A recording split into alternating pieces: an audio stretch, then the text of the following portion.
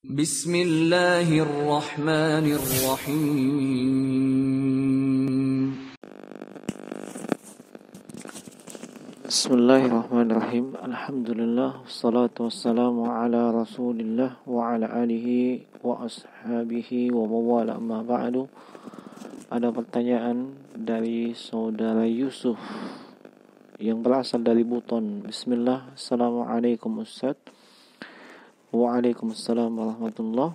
Afwan Ustaz, izin bertanya, bagaimana, apakah sah salat seseorang yang jadi makmum salat pada orang yang berbuat syirik akbar dalam keadaan tidak tahu dan bacaannya tampak banyak salah dalam bacaan Al-Qur'annya? Naam, barakallahu fikum. Yang pertama, pastikan terlebih dahulu bahwa yang dilakukannya adalah syirik yang akbar.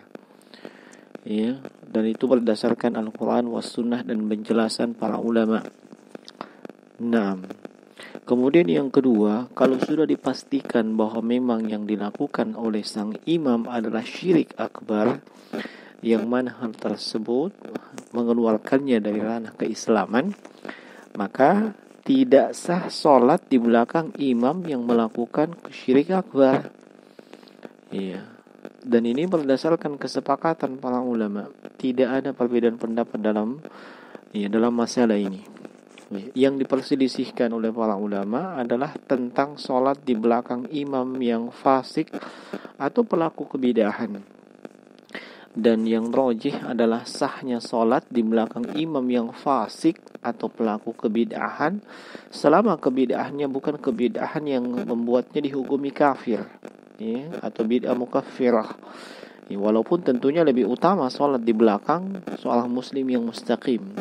Adapun sholat di belakang pelaku kesyirikan dengan syirik yang akbar, syirik yang besar, maka sholatnya tidak sah dan wajib dia mengulangi sholatnya. Nah, Syekh Abdul Aziz bin Baz rahimahullahu ta'ala itu pernah ditanya, hal tajuzu as-salah khalfa imam waqa'a fi ba'd syirkiyat wa in kana jahilan bihukmi wa ma waqa'a fihi.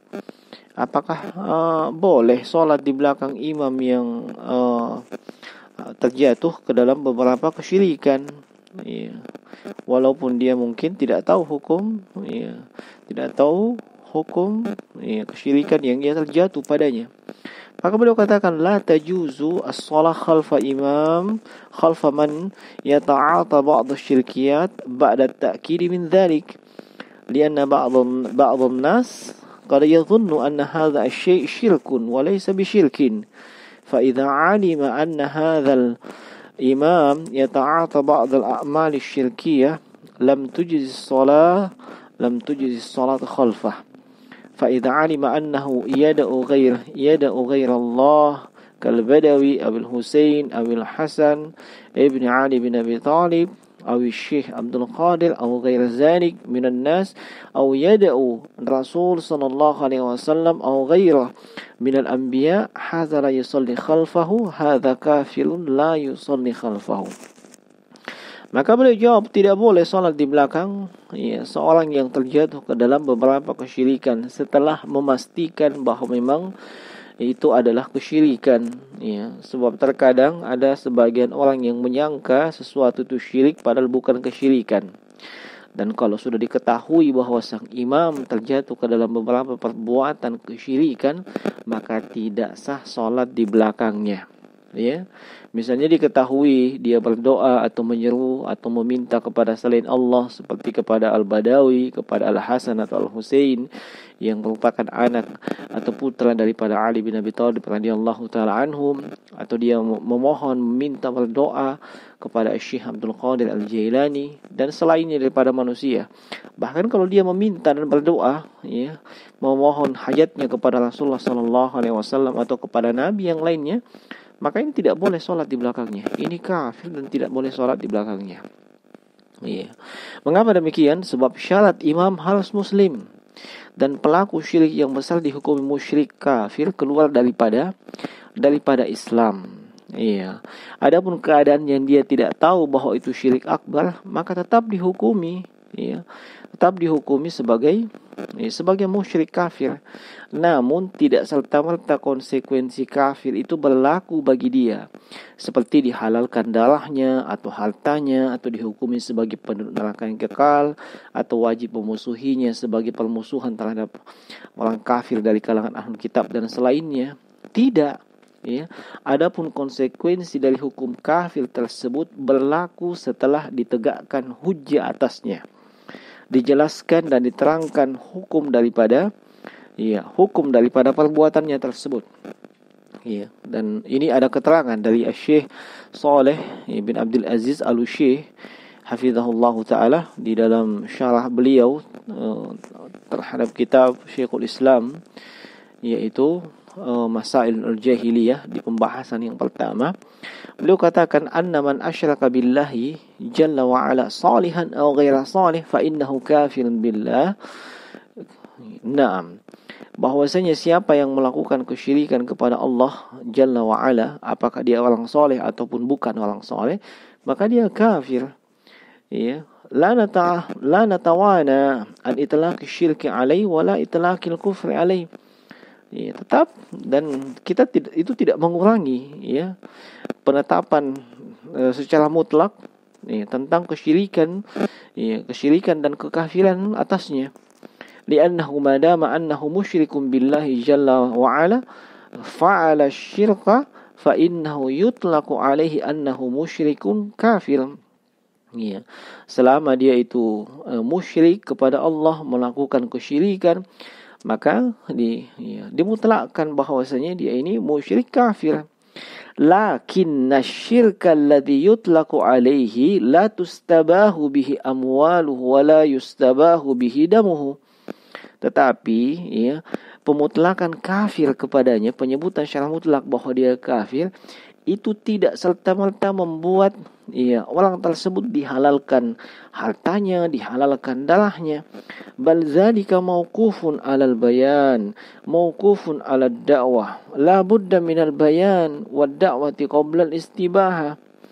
Iya, dan ini terkait dengan konsekuensi hukum penghalalan darah, penghalalan hartanya ini tentunya mauquf,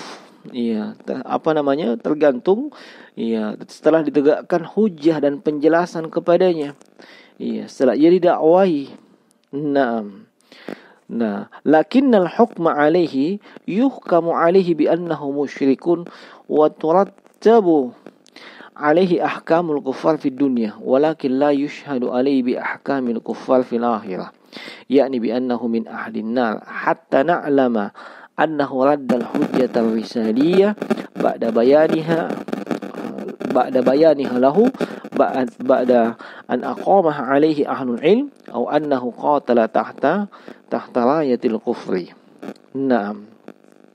Tetapi hukum atasnya, dia dihukum bahwasanya dia ini adalah musyrik, dan dihukumi juga, konsekuensinya itu dia juga dihukum sebagai kafir. Ini di dunia, ini di dunia. Tapi untuk dipersaksikan bahwa di akhirat nanti dia adalah seorang yang penduduk neraka, itu tidak serta-merta.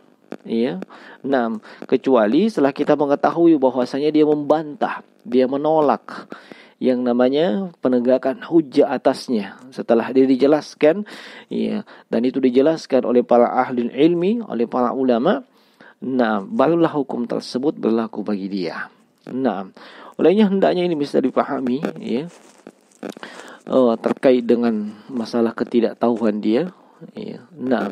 Kemudian yang ketiga, tentang bacaan Al-Quran yang salah atau keliru. Ini lihat bentuk kesalahannya. Sebab kesalahan membaca Al-Quran terbagi dua. Ada yang disebut dengan lahnul khafi, ada yang disebut dengan lahnul jali.